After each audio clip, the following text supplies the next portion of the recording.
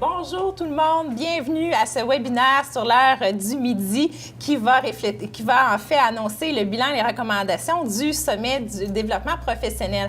Alors merci de prendre le temps d'être avec nous pour cette période du dîner et merci à ceux qui vont prendre le temps de nous écouter en rediffusion avec votre horaire professionnel chargé et votre horaire familial sûrement aussi très chargé. Bonjour Geneviève. Bonjour Jacques. Mon nom est Jacques Couch, je suis directeur du Cadre 21. Et je me nomme Geneviève Marcoux, je suis une personne ressource parmi l'équipe du SNIP. Donc, on faisait partie du comité organisateur du premier sommet sur le développement professionnel en éducation au Québec. Un événement qui a eu lieu le 19 et 20 mars dernier à Drummondville. Et on a eu le grand plaisir d'accueillir près de 200 personnes, et ça vaut la peine de le mentionner, des gens de tous les horizons, de tous les niveaux, les secteurs du monde de l'éducation au Québec. On parle de dirigeants scolaires, de commissions scolaires, de conseillers pédagogiques, de chercheurs, des gens venant des écoles, autant du réseau public que le réseau privé et d'autres. Donc, ça a été un moment où on a pu laisser notre étiquette à la porte et de se concentrer sur les grands enjeux de la formation continue au Québec. Jacques, si tu me permets, je vais présenter qui est Cadre 21. Alors, Cadre 21, c'est un organisme qui s'occupe justement du développement professionnel des enseignants au niveau de la francophonie, que ce soit au niveau du Québec, du Canada et même, je dirais, même jusqu'à l'international.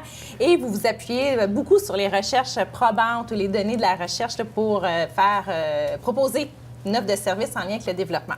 Et moi, ça fait plaisir de présenter le SNIP, nos partenaires pour le sommet, qui est un organisme québécois de référence qui est à l'intention du personnel scolaire concerné par toute l'insertion professionnelle. On sait comment c'est important ces premières années dans la profession. Et grâce à un soutien financier du ministère de l'Éducation et de l'Enseignement supérieur, le SNIP a ce mandat d'accompagner et de conseiller les différents milieux scolaires. En effet. Donc, ça fait partie de nos mandats. Est-ce que tu es prêt, Jacques, pour qu'on passe tout de suite à nos 4 premiers constats? Moi, je suis prêt. Les gens ici, vous êtes prêts? Oui. OK. Ben, alors, on part. Le premier constat qui est ressorti des tables d'échange et de collaboration du sommet, c'est d'abord et avant tout la formation initiale. C'est important, en fait, de prendre conscience qu'on est un apprenant à vie, peu importe le poste qu'on occupe dans le système d'éducation, et de considérer, en fait, les stages au niveau de l'enseignement comme étant un tremplin vers une période d'insertion professionnelle, vers l'enseignement. Mais ce qui est important aussi, c'est de toujours penser à nos besoins, à nos intérêts premiers comme enseignants, comme direction. Une fois que ça c'est ciblé, le développement professionnel ensuite sert davantage à la cause. Et ce qui est important, bien, c'est d'impliquer exactement ceux qui s'engagent dans la profession, les étudiants, à leur donner le goût de tout de suite toucher aux recherches-actions puis de s'impliquer justement à avoir une poursuite dans tout ça. Tout à fait. Ça, c'est un premier constat qu'on a entendu là-bas à Drummondville. Un autre constat très important, c'est tout ce qui concerne l'autonomie des enseignants dans leur démarche de développement professionnel. On s'entend que c'est une condition essentielle pour s'entreprendre dans sa formation continue parce que ça renforce et ça permet de développer cette identité pédagogique pour chaque enseignant. On dit souvent qu'on n'enseigne pas juste ce que l'on sait, mais qui on est. Et cette autonomie-là, dans sa croissance professionnelle, est très importante. Mais aussi, cette autonomie-là, elle est appuyée, elle est facilitée par les leaders de l'école dans laquelle les enseignants sont. Donc, ils accompagnent les gens dans leur cheminement d'apprenants. Et justement, pour le développement des individus, mais aussi selon le projet éducatif de l'école. Oui. Il y a aussi un mot qui nous revenait quand on était au sommet, toute l'équipe organisatrice, tout ça, c'est le mot « ensemble », c'est le mot « collaboration ». Et ça m'amène en fait à vous parler du troisième constat, la collaboration entre les milieux de la recherche et les enseignants, les écoles. Donc, plusieurs nous ont parlé d'écoles associées, des écoles avec lesquelles on pourrait faire des allers-retours fréquents au niveau de la recherche, où les enseignants pourraient nommer leurs besoins en lien avec différentes recherches, avoir besoin d'un support au niveau de l'université. Et même chose, l'université pourrait justement aller vers les milieux, donc d'augmenter les collaborations qui sont déjà en place, mais de favoriser les allers-retours au niveau de ce milieu-là.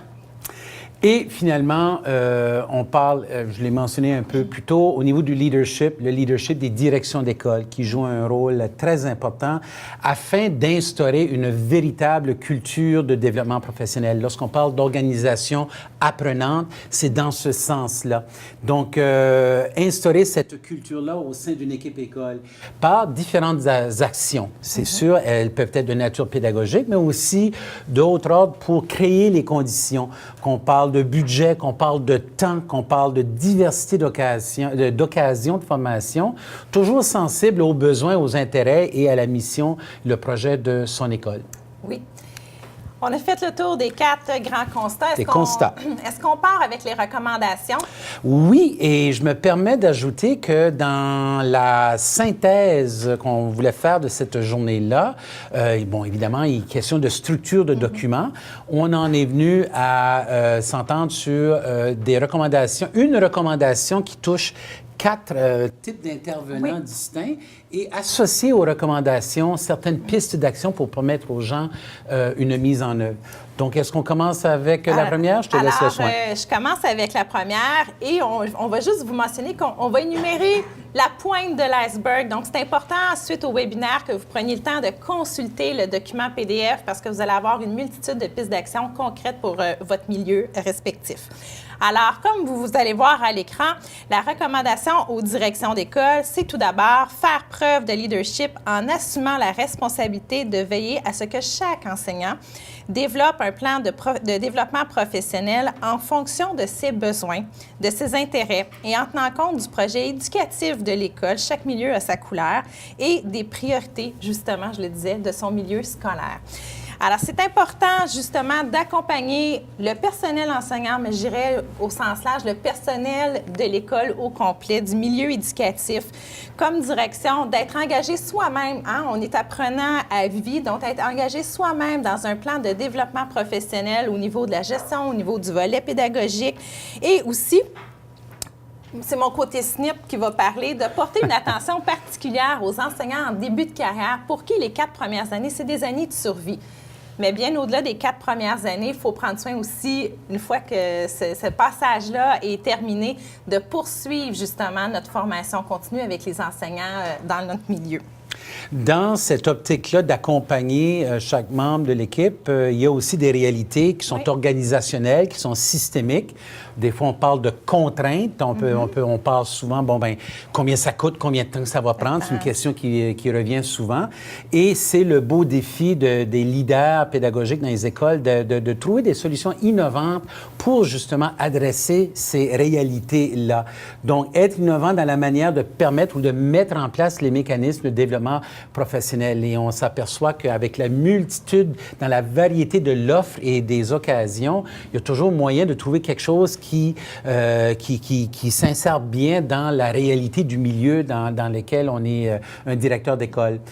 Aussi, le temps d'échange et de collaboration. Et j'oserais même dire, pas seulement le rendre disponible, mais aussi y être participant. Donc, il y a une dimension de modelage de la part des directions d'école dans cette collaboration-là, dans ces échanges-là, qu'ils soient faits à l'échelle, à l'interne ou avec un réseau plus élargi venant d'un peu partout. Et pour parler de contraintes ou même de composants, des fois je préfère le terme composant à contrainte, il y a toutes sortes de façons ingénieuses d'aménager l'horaire pour dégager du temps. Et souvent, c'est quelque chose qu'on entend, avoir le temps pour s'engager dans sa démarche d'apprentissage. Je suis tellement d'accord avec toi. Le temps peut être un précieux allié, mais en même temps peut devenir une composante qui va justement nous demander de se réajuster. Donc, un beau défi d'innovation pour nos directions d'école. Parfait. On a une deuxième recommandation qui, elle, s'adresse aux directions des commissions scolaires. Je vous la lis comme telle.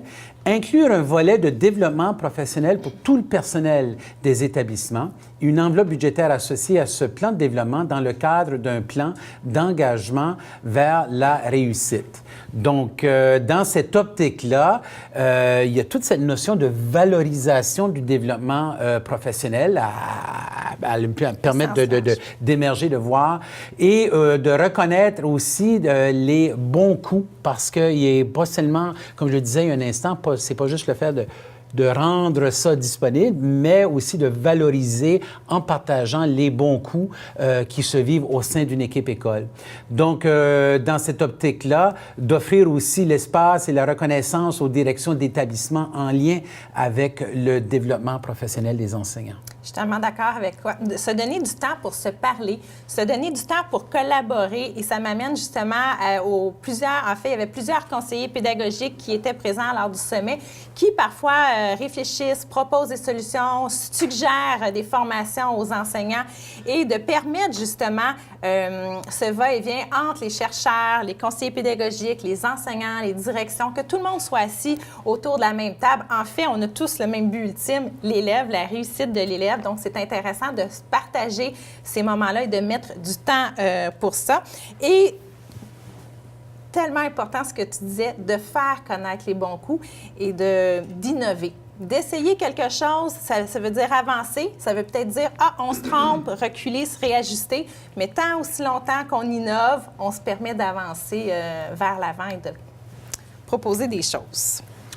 La troisième recommandation. La troisième recommandation, c'est la recommandation au ministre de l'Éducation. Alors, les gens se sont penchés à qu'est-ce qu'on pourrait proposer ou avoir comme suggestion possible. Alors, je vous la lis. Agir pour atténuer l'impact des principales contraintes systémiques qui nuisent au développement professionnel en éducation, soit l'argent, le temps, l'absence de reconnaissance et de valorisation du développement professionnel en éducation, la difficulté d'avoir accès à un portrait global et l'offre en matière de développement professionnel en éducation et le fossé entre la recherche et la pratique en éducation. Ça nous amène, quand on a pris le temps de lire la plateforme collaborative du sommet, ce qui est davantage ressorti, c'est de dire, est-ce qu'on peut faire du développement professionnel une priorité? Dans le milieu de l'éducation, on est tous humbles, on se forme, on fait des bons coups, tout ça, on n'ose pas toujours en parler, mais vraiment de permettre ça, soit par des budgets, soit par, lorsque les conventions vont être revues, etc., etc. Et pourquoi pas innover en ayant un portfolio numérique unique. Donc, on travaille pour un milieu de l'éducation ou un autre. Notre portfolio avec notre bagage d'expérience, c'est ce qui fait qu'on avance. Et quand on regarde derrière nous, c'est l'expérience qui fait qu'on prend des décisions. Donc, ce petit portfolio, ce petit ou ce gros portfolio-là puisse nous suivre tout au long de notre carrière selon notre milieu. Il y avait aussi d'autres pistes d'action que cette thématique-là a permis de dégager. Deux que je vous mentionne, on a beaucoup parlé de la mise en place d'écoles associées, d'écoles associées pour la mise en place d'un développement professionnel en continu. Évidemment, ça se ferait en collaboration avec les gens des chercheurs, mais ça serait un beau terreau qui permet justement cet engagement-là dans l'innovation pédagogique avec ce support ou ce regard de près avec la communauté de chercheurs. Donc, de favoriser la mise en place d'écoles qui auraient cette appellation-là, c'est quelque chose qui est ressorti comme piste d'action. Et une autre qui touche le brevet d'enseignement. Une piste d'action proposée était celle d'un brevet à durée déterminée qui serait justement en lien avec un portfolio numérique unique pour le professionnel de l'enseignement. Donc, des pistes d'action très diversifiées, mais aussi des éléments concrets qui pourraient amener une mobilisation pour favoriser un engagement personnel de chaque professionnel dans sa croissance. Donc, c'est des suggestions que les gens nous ont énumérées. Oui. Alors, je vais... la dernière, c'est la mienne. Vas-y. OK. C'est celle qui, justement, touche les facultés de l'éducation. Donc, développer chez nos futurs enseignants une culture de développement professionnel et faire en sorte qu'ils terminent leurs études avec une solide base qui leur permet de s'engager dès le début de leur carrière dans une démarche de formation continue. Souvent, on dit à la blague, le nom le dit. La formation initiale, elle est initiale. La formation continue, elle est continue. Tout est dans le nom.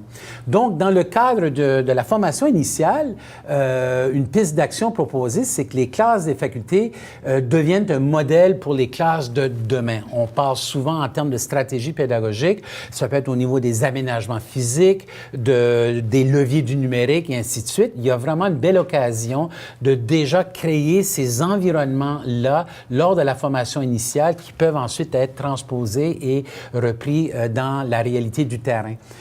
Une autre piste d'action mentionnée était celle d'une transition harmonieuse entre la posture d'étudiant et la posture professionnelle au niveau du marché, qui indique que la fin de la formation initiale n'est que le début de la grande aventure, comme on disait il y a un instant.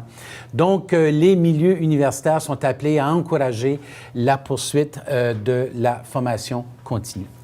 L'enseignement, c'est tellement un métier formidable que c'est une grande aventure. Donc, pour moi, c'est inimaginable de dire je ne retournerai pas vers mon milieu vers mon milieu universitaire pour poursuivre ou vers d'autres avenues, justement pour parfaire mes connaissances ou essayer de m'améliorer auprès de mes élèves, tout ça. Donc, c'est vraiment que je sois enseignante, que je sois conseillère pédagogique ou direction. C'est vraiment une roue qui tourne où on doit aller se ressourcer pour ensuite mieux redonner. C'est vraiment l'optique que les gens nous ont partagé. Donc, évidemment, un rappel qu'eux aussi auraient un rôle à jouer dans l'établissement d'écoles associées, par exemple. Vraiment, vraiment. Et ça fait le tour des 4 grandes recommandations et on a effleuré qu'une portion des pistes d'action qui étaient proposées lors du sommet. Mais un rappel que lors des réflexions du 20 mars dernier, les gens qui étaient là étaient dirigés vers 7 ateliers, 7 animations, 7 thématiques qui ont été abordées, que ce soit les leviers, que ce soit la reconnaissance, et on en a énuméré quelques-unes. Et ce qu'il faut mentionner à ce stade-ci de notre web diffusion, c'est qu'au lieu de vous lister de façon ad nauseum toutes les idées qui ont été mentionnées lors des thématiques, eh bien, on avait fait appel le 20 mars à des collègues, je parle de Stéphane Hunter et Marius Bourgeois, pour être un peu les oreilles et les yeux de ce qui se vivait. Et aussi, je dois souligner, il y en a quelques-uns ici avec nous, l'excellent travail des animateurs d'ateliers qui ont fait un travail absolument exceptionnel, qui ont mis de leur façon, de leur personnalité, de leur expertise, de leur connaissance. Et ça a permis justement d'aller chercher toutes ces belles idées-là. Et là, je vais demander à mon ami Marius Bourgeois. C'est un peu comme une émission de... Il est ici avec nous, mesdames et messieurs! Et j'invite... bonjour, Marius. Bonjour, chers collègues, ça va bien? Ça va très bien. Vous faites super bien ça, pour ça. Merci.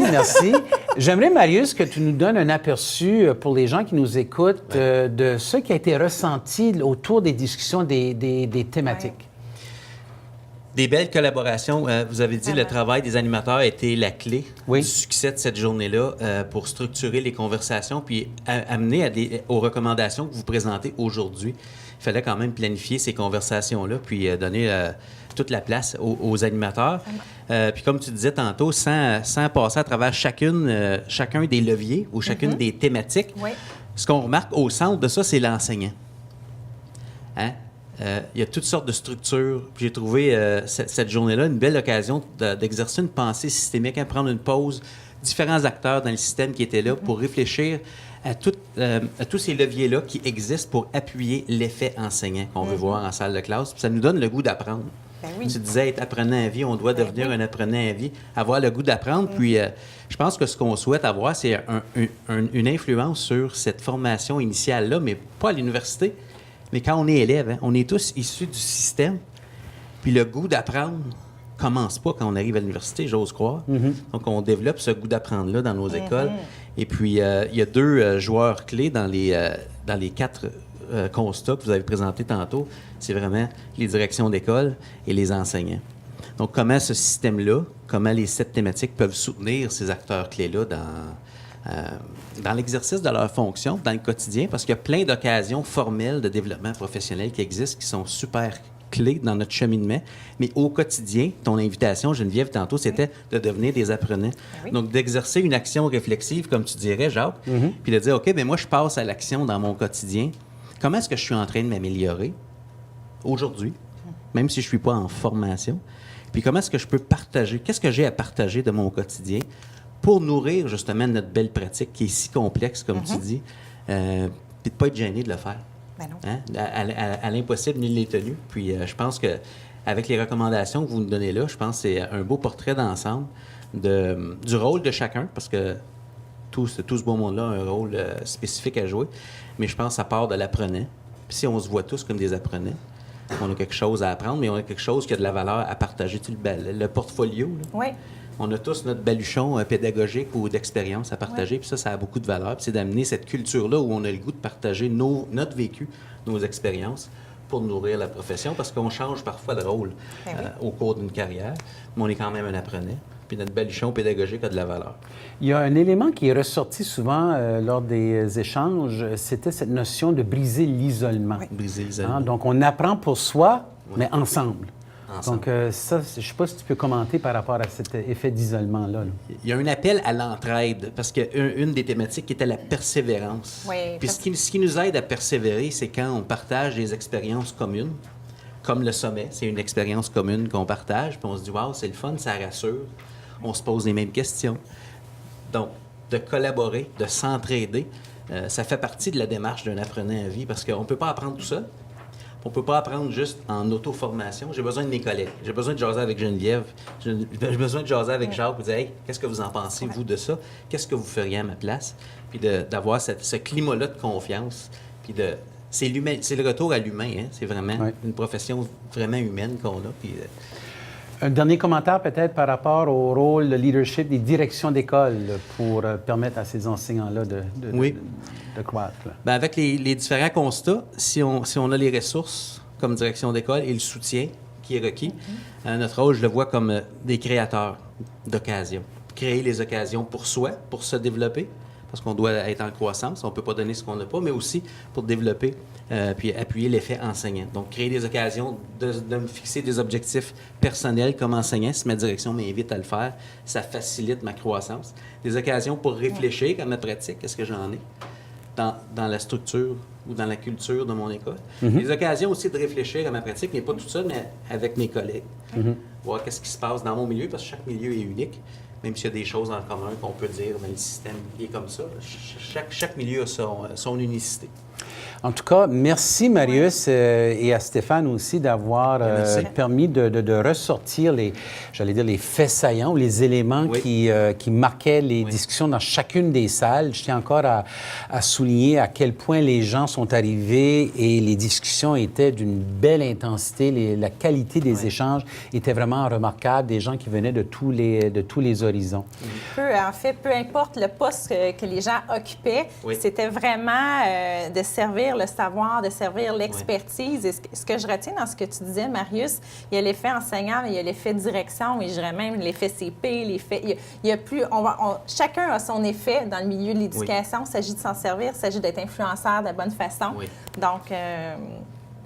Je pense que là, c'est un visuel où on a quelques images du sommet. Je ne sais pas si tu veux commenter. Bien, en fait, ce que vous voyez, vous avez tout d'abord le panel d'ouverture qui était lors de la journée du 20 mars où on avait 3 intervenants qui sont venus réfléchir et ouvrir la journée, ouvrir les discussions ainsi de suite. Donc, ça a permis de créer des passerelles entre les différents intervenants du milieu de l'éducation. Ça nous a permis de faire plein de belles rencontres, de se réseauter.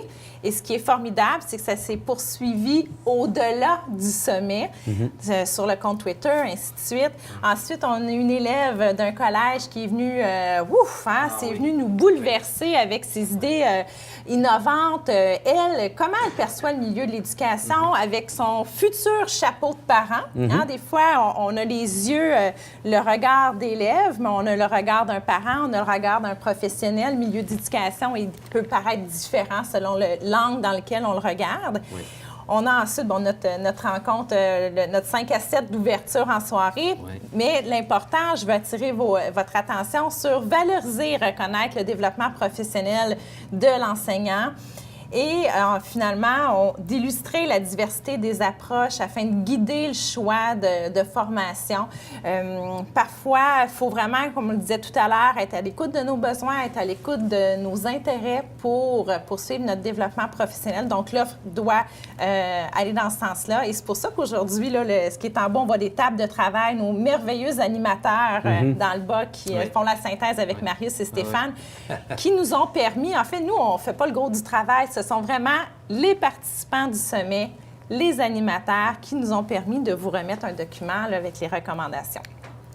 Donc, ce document-là, qui s'est voulu vraiment pas trop volumineux, mais bien ciblé sur des recommandations et des pistes, c'est un peu un appel à l'engagement pour la suite des choses. Mon collègue et ami Normand, il dit souvent la même phrase, « Bon, on fait quoi lundi matin? » Et c'est ce document ici qui nous invite finalement à s'approprier de ces idées-là, qui nous permettrait, par exemple, de se doter d'un plan de développement professionnel. On a parlé du portfolio professionnel unique. On parle beaucoup de carrefour, des agoras de collaboration qui soient en présentiel ou dans les réseaux entre le milieu scolaire avec les facultés d'éducation. Et aussi, on a mentionné, on a réitéré le rôle des directions d'école qui est essentiel et incontournable. Donc, cet appel à l'engagement fait en sorte que ce qu'on a envie de dire aux gens, je ne sais pas si tu veux, quand on parlait de silos, si tu veux commenter sur cette dimension-là. Bien, en fait, sais-tu quoi? Je ne répondrai pas à ça. Okay. Non, je vais aller plutôt dans le sens que tu parlais, puis je me disais, il faut tellement prendre soin de la relève enseignante. On parlait du milieu universitaire, la formation initiale. On a une relève enseignante qui arrive dans le milieu. Il faut la prendre sous notre aile. C'est des années qui ne sont pas faciles. Puis je me dis, on a tous, comme autour de nous, des gens d'expérience pour justement les outiller et favoriser le développement professionnel. Et là, je vais répondre à ta question. Justement, ça permet de briser l'isolement, de sortir des silos, de ne pas avoir de catégorie fixe, donc d'ouvrir les collaborations. Et quand on pense que ce n'est pas possible, c'est parce que c'est possible d'une certaine façon. Il faut innover et penser autrement. Donc, cet appel à l'engagement qui, et on le voit déjà, mais qui va se poursuivre par rapport à toutes sortes d'initiatives, de moyens, d'actions, de collaboration et tout ça, c'est un peu ce qui est la toile de fond pour une invitation pour, on l'annonce en grande primeur, hashtag Sommet DP 19, où dans un an, au printemps 2019, il sera bon de se retrouver pour justement aller au-delà de ces constats-là qu'on fait et d'entendre, de voir et de partager par déjà une belle effervescence de moyens de formation continue qu'il existe et de collaboration stratégique. Donc... C'est certain que si pour le SNP, c'est possible de contribuer, on verra si on sera avec vous le 25-26 mars prochain. On parlait de collaboration, je pense qu'on a un bel exemple. Donc, on espère que le sommet DP18 aura été le début d'un mouvement et d'une invitation à tous les acteurs d'aller justement au-delà de ces différents constats-là. Il y a le mot-clé qu'on disait, le sommet DP19 et... Sommet de DP19, on vous invite à nous faire part. Vous avez l'adresse courriel accueil@sommetdp18.ca pour nourrir, faire connaître vos bons coups, valoriser ce qui se passe de bon dans votre milieu au niveau du développement professionnel. Sur ce, Jacques... Bien, merci d'avoir été là au tout début, pendant et après et à ce bilan ici. Merci au SNP d'avoir fait un bout de chemin avec le cadre 21. Et je pense que la réponse, comme on l'a déjà dit à quelques reprises, a été au-delà de nos attentes par ce désir-là de mettre ensemble toutes les bonnes idées et en espérant que les gens vont poursuivre, s'engager et qu'en mars 2019, on ait beaucoup de plaisir à ramasser tout ça et à se retrouver devant une autre web diffusion avec plein de belles choses à partager. Donc, merci aux gens d'être venus assister ici dans la salle. Merci aux gens qui ont été présents au sommet, ministère de l'Éducation, les chercheurs, tout ça. Merci à Esquadre Edu de nous avoir accompagnés là-dedans et aussi pour la web diffusion aujourd'hui. Un mot, deux mots à retenir. Moi, je pense que ce serait le mot ensemble et collaborer. Tout à fait. Et je termine en disant que cette rediffusion ici sera possible sur le site web du SNP et celui du Cadre 21. La captation va être reproduite sur nos sites web respectifs pour écouter ça en boucle le soir. Sur ce, merci tout le monde et à bientôt. Bonne journée.